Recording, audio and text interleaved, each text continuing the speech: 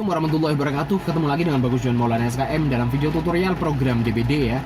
Hari ini saya akan membalas pertanyaan dari Kak Dwi Utami Puskesmas Kaladawa yang menanyakan tentang apa yang dimaksud dengan kasus demam tanpa sebab yang jelas. Oke, jadi istilah demam tanpa sebab yang jelas itu begitu populer zaman dulu ya. Tapi lain dulu lain sekarang. Oke. Jadi zaman dulu itu ada indikasi fogging yang salah satunya adalah adanya satu kasus DBD terkonfirmasi plus 3 kasus demam tanpa sebab yang jelas. Itu bisa di fogging. Sekarang kata-katanya nggak seperti itu. Salah satu kriteria fogging yang berlaku sekarang adalah adanya satu kasus DBD terkonfirmasi ditambah 3 suspek dengue atau suspek DBD. Nah, apa perbedaan antara demam tanpa sebab yang jelas dengan suspek DBD? Oke. Demam tanpa sebab yang jelas ini ya demam yang tidak diketahui penyebabnya. Tapi kan ini masih sangat general, masih sangat umum, random sekali. Banyak penyakit-penyakit yang mempunyai gejala seperti ini. Orang anak-anak misalkan main kecapean atau hipermetabolisme bisa demam. Orang batuk pilek, influenza bisa demam. Viral infection, bacterial infection, atau salah satu metabolisme dari salah satu hormon endokrin juga bisa demam.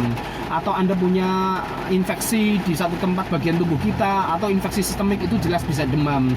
Atau ada salah satu peradangan di bagian tubuh Anda bisa demam. Orang diare juga bisa demam. Banyak sekali.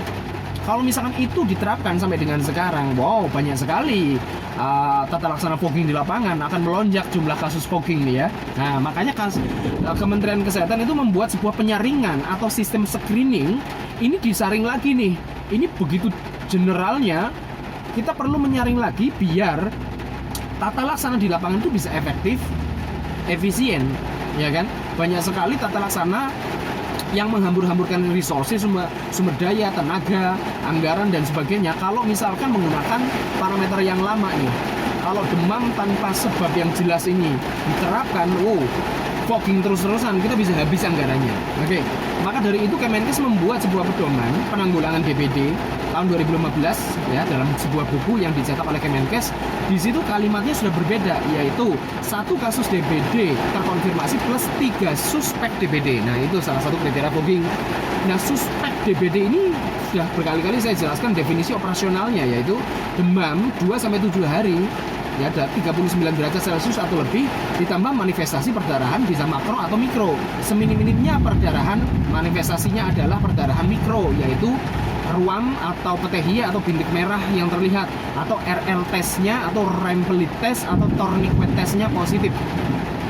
Maka dari itu saya menganjurkan kepada teman-teman, kalau misalkan melakukan PE atau pencarian tambahan penderita, Anda sekalian membawa tensimeter yang manual ya, bisa diukur RL testnya di lapangan secara langsung.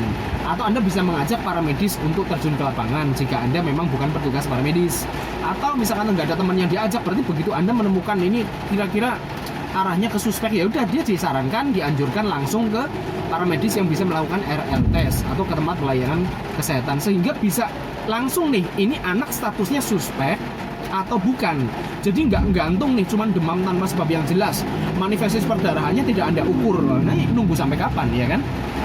Nah, terus gimana nih kalau misalkan nemu kasus ada demam tanpa sebab yang jelas, tapi itu kemarin-kemarin atau kemarin lusa, lah sekarang sudah nggak demam, ya sudah, maka status suspeknya dia dicabut, namanya saja suspek, diduga atau tersangka. Lah kita patut menduga kalau misalkan sampai sekarang masih demam. Tapi kalau saat Anda PE ke sana, anaknya juga sudah sehat, demamnya juga sudah turun dan sebagainya, ya sudah, status suspek itu dicabut. Oke, jadi dia udah gagal sebagai suspek. Begitu ya guys. Jadi beda nih demam tanpa sebab yang jelas dengan suspek DBD. Nah, sekarang hari gini kalau Anda melaporkan kepada saya tentang ada kasus tambahan nih Kak, saya habis PE, ada 3 demam tanpa sebab yang jelas, ya udah, itu nggak saya gubris. Yang saya perhatikan adalah dia masuk kriteria suspek atau tidak. Pasti akan saya tanyakan nih lebih detail, lebih spesifik. Kasus yang Anda laporkan sebagai demam tanpa sebab yang jelas, itu masuk kriteria suspek enggak?